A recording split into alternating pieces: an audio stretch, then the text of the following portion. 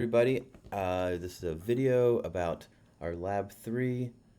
Today is Friday afternoon. Just a couple quick things that I wanted to go over just as I've been exploring the software a little bit and figured out a couple little things that were kind of hanging me up at the beginning that I think I now have kind of a handle on of how they operate, and a couple little tricks. I think I wasn't going to go through the tutorial really step by step, as I think it's pretty straightforward and pretty clean and clear about what you're supposed to do.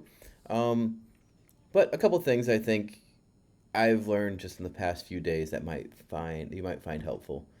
So the first thing is over here on our map boards window, we set our geographic extent so it covers the entire island of Manhattan, right? What we see over here on our compilation window where we're working, that we're cutting off the northern part and the southern part. I've only seen this middle section of the island. And this was kind of frustrating me for a few moments, and I was kind of having trouble. Then I realized all I have to do is go down to this zoom window. And right now it's at 100%, so this is showing you like the extent that it will be on your Arc or on your Adobe Illustrator design board once you kind of export it and sync it out. If we take this, go fit to screen, then that will allow us to see the whole geographic extent that we have outlined in our map board will be visible in the compilation window, which I think just makes it easier to work for sure. Okay, so the next thing that I wanted to show you was the syncing process and how you can basically use that as a way to save your work. So let's say you get to this part and you have something else to do, and you don't want to have to go through the process of setting your extent and bringing the buildings in. What you can do, and you can do this at any step during the process, you can hit the sync button, and it takes a second to kind of go through this. The more data you have, the more complex your data is, the longer it's going to take to sync. But what this is essentially doing is it's generating an Adobe Illustrator file and creating layers based on your contents menu. And for those of you that have ever worked with the now archaic ArcGIS to Adobe Illustrator process, which is what I've used in the past and taught in the past, I can't even tell you how much more kind of succinct and easy this is. And it makes me quite happy and to think about like the possibilities, knowing that it's just like so straightforward to kind of move between the GIS portion, which is what this map compilation window is, and it's like limited in terms of its GIS capabilities in a certain sense, but it's kind of streamlined Illustrator is far superior than any other option I've seen for sure. Okay, so I've synced my map data, and what this is going to do, I'll close these down so we can get back to our Illustrator main window. And I'm just going to put these in the toolbar over here. Right, these are my different ArcGIS functions. This is my compilation window. This is my map boards window, and they're just buried over here on my toolbar. So if I need to go back to, say, this window, I can do that easily. All right. So now I have my map, right? And it creates the document. This document's called Buildings 4. Buildings is just based on the layer that I brought in. And then _4 is just the multiple iterations I've had of messing around and figuring out how things work. So essentially is when you sync your data, it's going to automatically create a Adobe Illustrator file that has embedded within it the ArcGIS extension that you last worked with, right? And so now I could just close this up, go do something else, do whatever. I can come back. We can look at building 2. This is a previous one that I did. I just open this, and now I can open up my ArcGIS compilations window, and I can go ahead and continue working, right? And from here I can go, let's add my next layer of data. And that was like the median income, I think, right?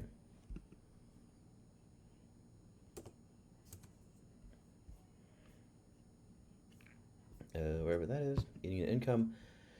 Okay, so I'm going to add this. The other thing I wanted to just briefly mention is when you're adding data, you know, you hit this add button, you can see up here it says map drawing. I would say until this thing kind of gives you the indication that it is done drawing and that it is complete, I would just relax and not try to, you know, close any windows or not try to do anything, or you just kind of let it do its thing without you trying to create more operations or more task that's competing with the RAM that's being used. You know, the bigger your data, and that's one of the things I noticed with this data set, right? This is median household income. And when we load it in, it's not like segmented off based on, oh, what happened?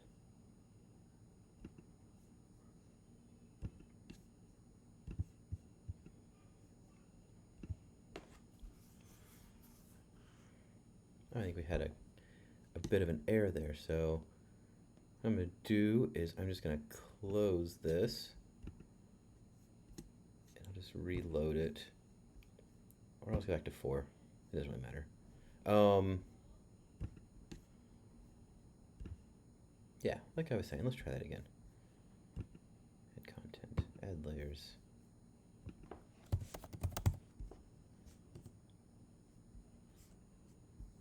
Yep, living atlas, median. All right, we'll add this one.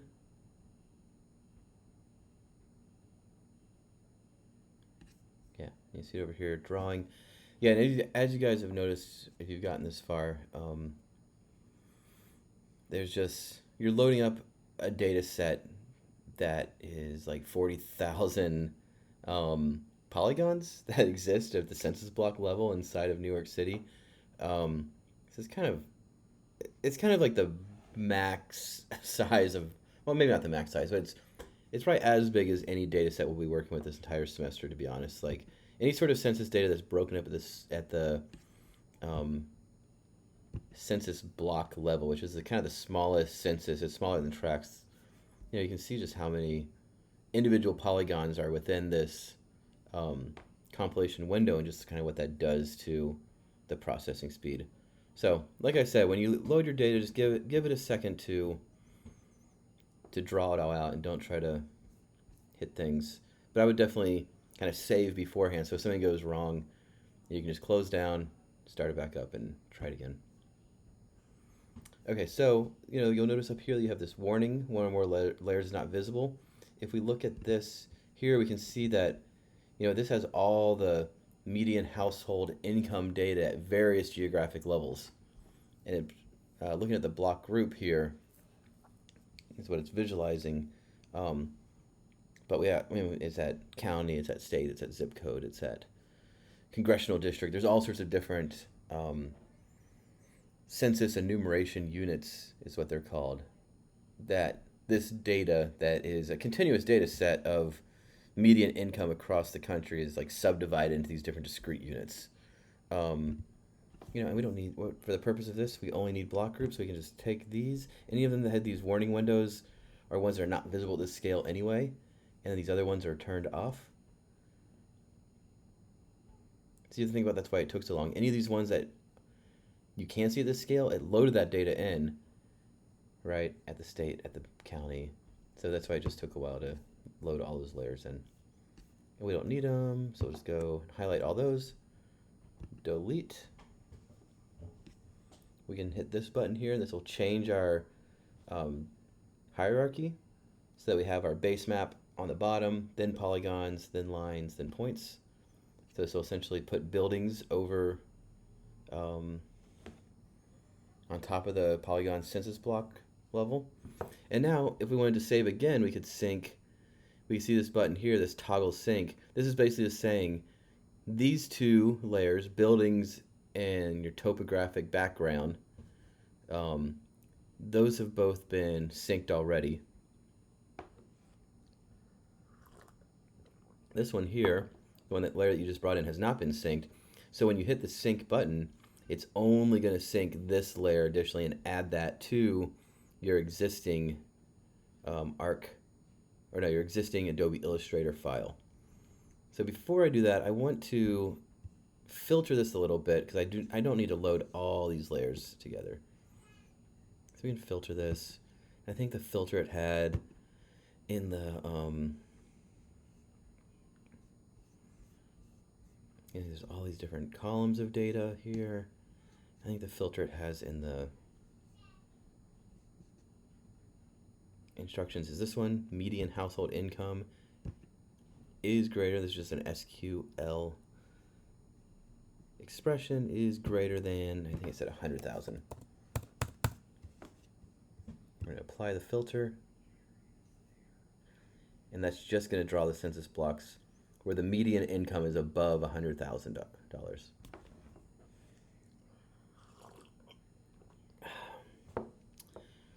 And that will give us, if we look at it here, right, it's going to have a few different classifications to deal with.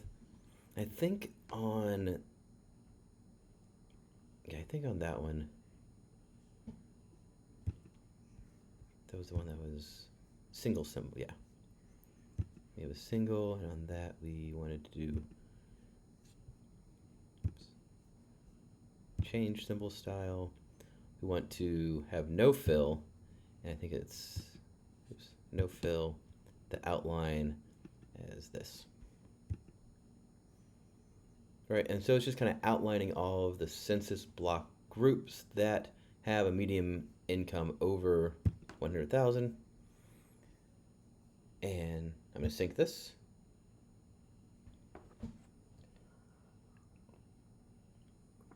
And this is going to take that data, that layer, this median household income layer, and it's just going to draw it. You can see it drawing it on the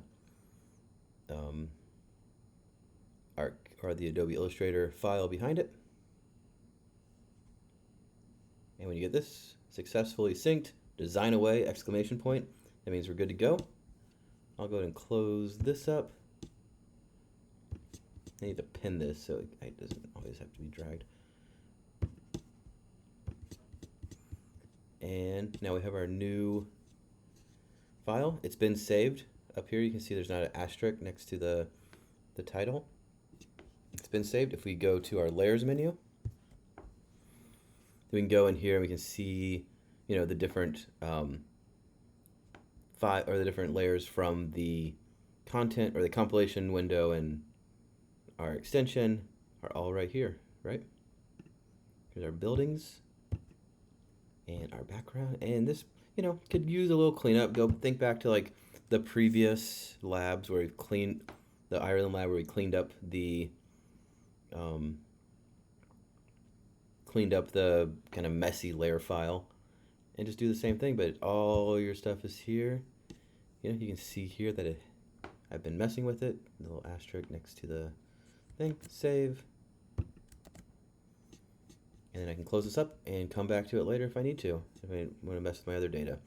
And so the last tip I'd say, looking back at our compilation window, if your computer's having trouble, with those two different data sets, the way that it's set up on the instructions is you load one data set, then you load the second. Then you filter this first data set, then you filter the second. Then you do a little bit of design with the first data set, and then a little bit of design with the second, and then you sync. And so if you want to kind of flip that, so you're just doing one data set at a time, first bring in the median income.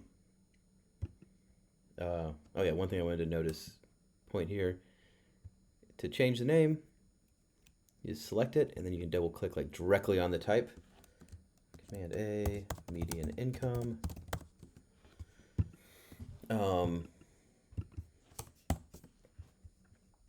so like I was saying, maybe you want to do just one data set at a time instead of like doing one operation at a time.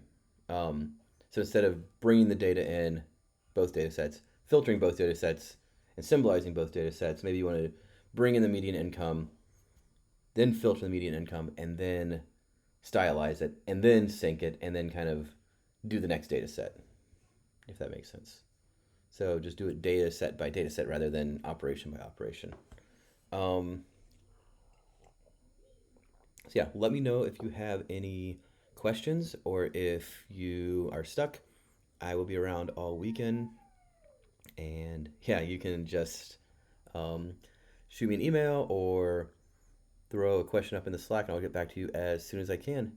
All right, have a good weekend. I will see you on Tuesday.